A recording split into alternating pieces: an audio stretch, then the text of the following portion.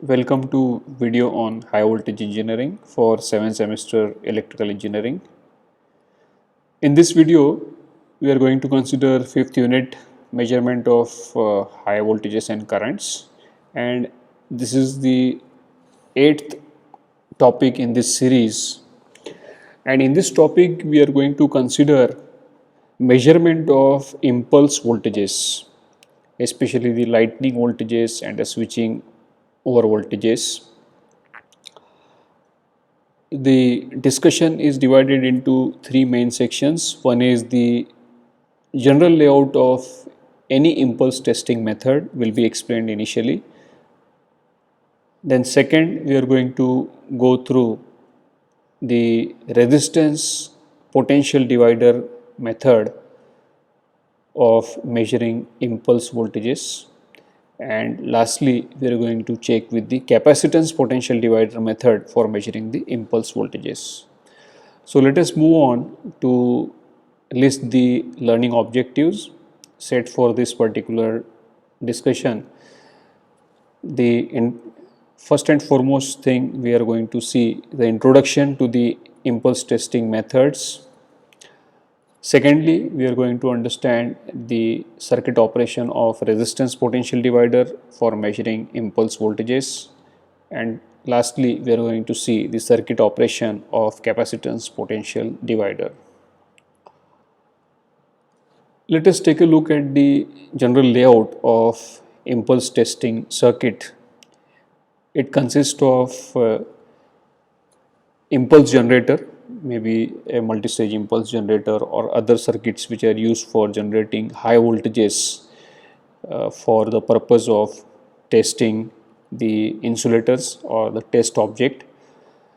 Then this test object, as high voltage is applied to this, we want to measure the impulse voltages for analyzing its impact on the insulator. So that's why a potential divider will be used so that high voltage will be converted into or transformed into a proportional low voltage. So voltage divider will be used along with a measuring instrument or a measuring assembly, which is a low voltage circuit.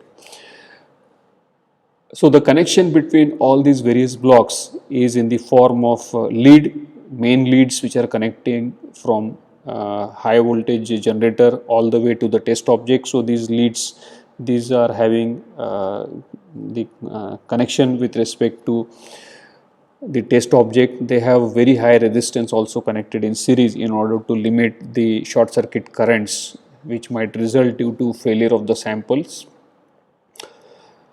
So the impulse generator along with the test object, this forms the high voltage assembly, and it will be installed in one particular location within the lab. But the other part of the circuit, that is the remaining two blocks, that is potential divider and the low voltage measuring assembly meters, this will be connected through a connecting lead of sufficient length, and this connecting lead it ensures the sufficient distance being maintained between the high voltage assembly and the potential divider assembly, so that whenever the test sample fails or there is a discharge through the test sample due to the impulse voltages, the stray electrostatic fields or electromagnetic fields does not affect the divider. So divider is not incorporated within the high voltage circuit of generator circuit, rather it is kept in a separated by some distance in order to minimize the influence of stray electric fields. Then there is a delay cable connected between the potential divider. Although potential divider is meant for transforming high voltage into low voltages, but this assembly itself must also be isolated from the delicate instruments like a high impedance voltmeter or the other meters, CROs, that are used for observing the impulse voltages. For measurement of impulse voltages, the meters that is prominently they are actually the cathode ray oscilloscopes because of the very short rise time and a gradual wave-tail time. The best way of analysis that is carried out for the impulse testing is with the use of CRO. So the metering assembly is basically consisting of cathode ray oscilloscopes. So cathode ray oscilloscopes, again, they are affected by the presence of electrostatic and stray electrostatic electromagnetic field due to the nearby objects. So delay cable is used. It has got a special construction which minimizes the effect of disturbance due to such fields. Okay, so let us consider these various points that are mentioned here. As high voltage generator, it is connected to the test object through the lead wire, right? And high resistance is used for controlling the short circuit current and to damp out any oscillations due to stray inductance. The measuring system consists of potential divider connected to the connecting lead and to the test object through a delay cable all the way to the meter or CRO. The grounding is done thoroughly at various stages. We can see from the diagram above that proper grounding through metal strips or sheets of copper or aluminum is adopted in order to ensure that the ground potential remains at zero even if there are any transients induced during the testing process. Now let us move ahead to the next slide and consider some more points related to this layout of impulse testing circuit. So we retain the diagram here as shown above for easy reference. The voltage divider is always connected outside the generator circuit. As I mentioned earlier, a sufficient length of connecting lead will be used and it is connected outside the generator circuit to minimize any error due to the voltage drop in the leads in case of object failure. So if the object fails, a large current will result from generator to the test object and naturally the voltage drop will affect the measurements. The purpose of connecting lead is to minimize the effect of field disturbances due to transient potential induced on nearby objects in the vicinity of impulse generator circuit. Lastly, the purpose of delay cable is to protect the low voltage meter or CRO from the electrostatic field using coaxial cable which has got outer conductors solidly grounded. There are even transient magnetic fields present, but through symmetrical arrangement of cables, it will be possible to minimize this effect through a symmetrical arrangement. So magnetic field effect can be minimized just by suitable arrangement of the cable, right? But shielding in terms of solidly grounded outer conductor is required for keeping electrostatic fields to the minimum. Let us now come to the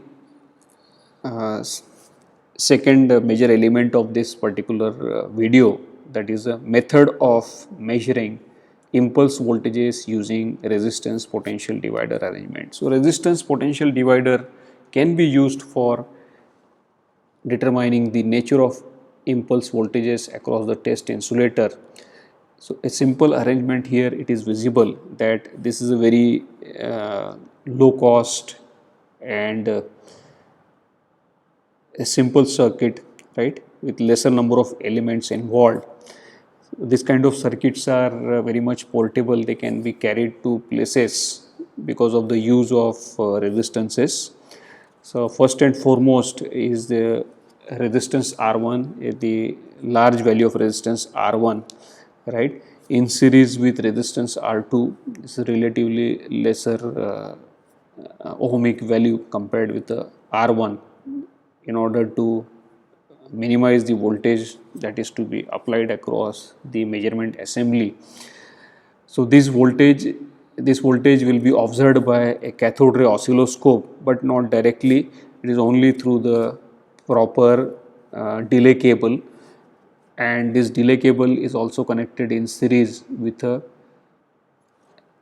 matching resistance, which takes care of the impulse wave reflection and refraction after they reach the section between resistance R2 and CRO.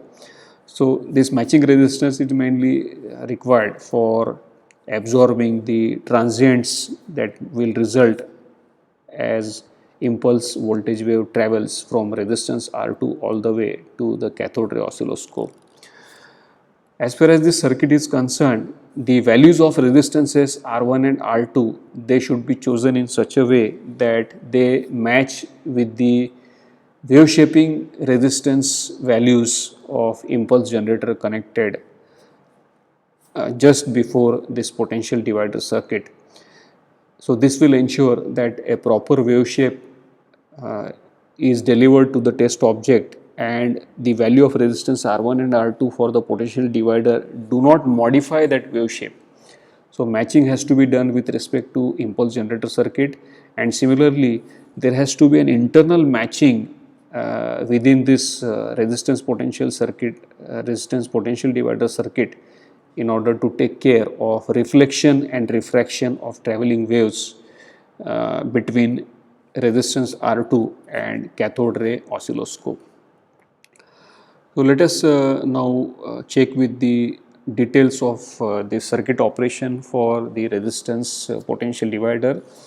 The very first point, these resistance potential dividers, they are simple in construction, as we have seen through the circuit diagram. They are lesser weight, the space requirement is less, and that's why they are very much transportable to any location.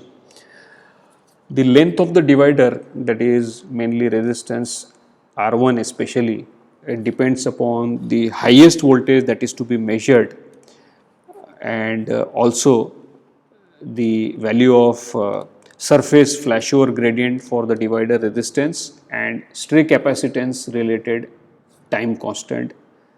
The stray capacitance due to resistance of the potential divider has to form a time constant with respect to its own resistance, and it should be less than the wavefront time. Otherwise, what will happen is that the stray capacitance will not allow potential to rise to sufficient value,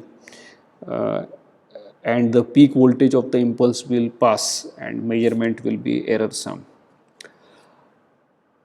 Next, the resistance of potential divider requires matching with the equivalent resistance of the impulse generator to obtain the desired wave shape. This we have mentioned earlier, and there is a matching resistance R3 chosen such that sum of R2 and R3 is equal to Z, which is the surge impedance of the delay cable. Surge impedance is used for the purpose of shielding, right? So through this impedance matching, sum of resistance R2 and R3 as equal to Z, this is required in order to ensure that the voltage wave reflections and refraction through CRO provide a actual measurement of unknown voltage impulse. It provides the true nature of impulse voltages across the CRO terminals. The voltage seen by the CRO for this circuit will be V2 equal to ratio R2 upon R1 plus R2 multiplied by the voltage V1. So nature of voltage V1 can be seen as V2 across CRO.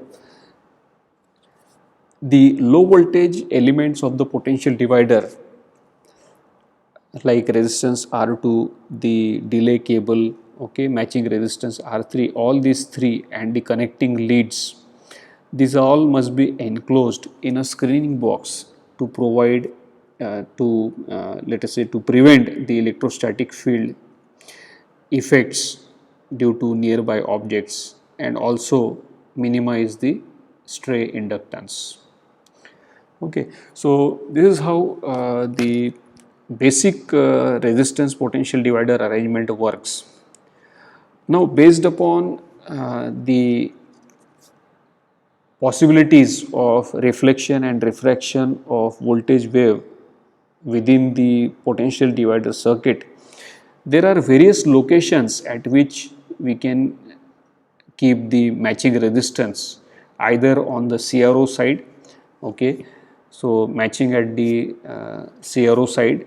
Instead of using R3, we can use R4 connected across the CRO terminals of suitable value with respect to the surge impedance of the delay cable, or the matching resistance can be kept at both ends across CRO, so also near to resistance R2.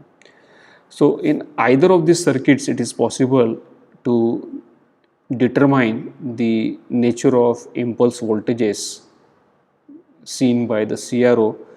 The equation for left hand side circuit is V2 equal to R2 upon twice R1 plus R2 times of V1, and if we use matching resistance at both the end, the equation will get modified as visible right hand side bottom, V2 equal to R2 upon twice, then within bracket sum of R1 plus R2 times of V1.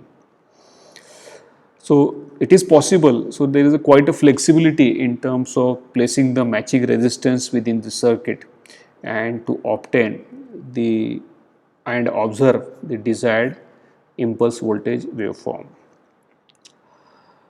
Let us now move ahead and check with the second method of measuring impulse voltages using capacitance potential divider arrangement.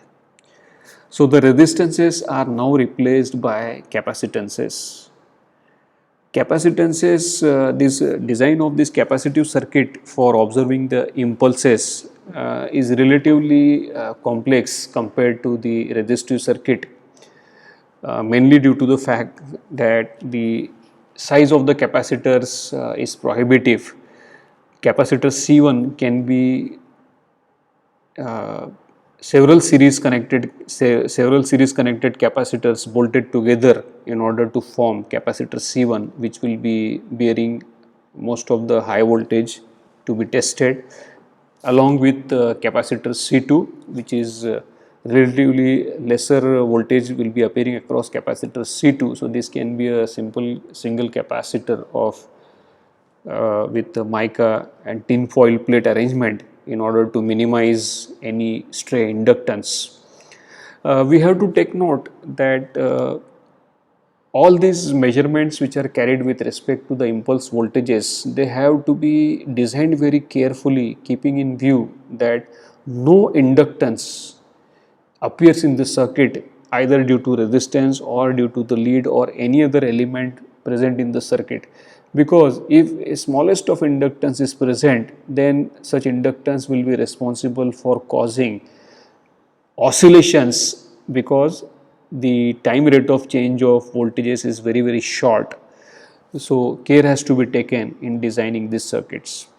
Then of course the CRO, it will be connected through a matching or delay cable along with a matching resistance R. So this circuit is very similar to what we have seen with respect to the resistance potential divider. Okay, let us go through the circuit operation for capacitance potential divider. Capacitance potential dividers are made of several capacitor units bolted together to form high voltage capacitor C1, right? Then apart from it, there is capacitor C2 is made of dielectric as a mica and tin foil plate electrodes, such that it acts as a non-inductive link to the delay cable used for connecting with respect to cathode ray oscilloscope. For measurements of voltages less than 1 megavolt, the capacitance potential divider unit can be made portable, but for higher voltages above 1 megavolt, the unit is in the form of laboratory setup. because of the size and bulkiness of the capacitor units. Low voltage elements of this circuit, like in case of resistance potential divider, they will be enclosed in metal screening box for proper grounding to minimize any electromagnetic interference effect. The input voltage to the delay cable will be half the voltage available across capacitor C2, since the matching resistance value R is equal to the Z. So, this is a reflection coefficient, half the voltage will be appearing as the values are same of matching resistance with respect to the delay cable. But the voltage wave, when it reaches the CRO end, it gets doubled after the refraction, because the CRO will act as an open circuit, very high impedance. Hence, the voltage seen by the CRO will be equal to the voltage across C2. Okay, before the delay cable, the voltage is half of C2, but as it reaches CRO end, it gets double. So again, it becomes equal to the voltage across C2. So voltage across capacitor across CRO is actually equal to voltage across C2. The reflected voltage wave back in the delay cable will be completely absorbed by resistance R, as capacitor C2 will act as a short circuit due to the flow of high frequency wave reflected from the CRO end.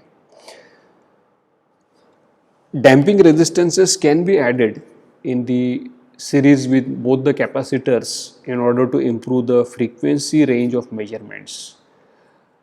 So, the circuit can be modified in such a way that for very high frequencies, the capacitors will act as short circuits and circuit will appear to be resistive, while for the frequencies which are lower in range, right, the circuit will act as capacitive and work as a simple capacitance potential divider. The transformation ratio for high frequency can be expressed as C1 upon C1 plus C2. So, this is actually voltage ratio with respect to V2 by V1. It will be equal to C1 upon C1 plus C2, and for low frequency range it will be C1 upon C1 plus C2 plus CD, where CD represents the capacitance of connecting lead and delay cable. So, with this we come to the end of this particular video. Let us summarize what has been covered through this particular topic.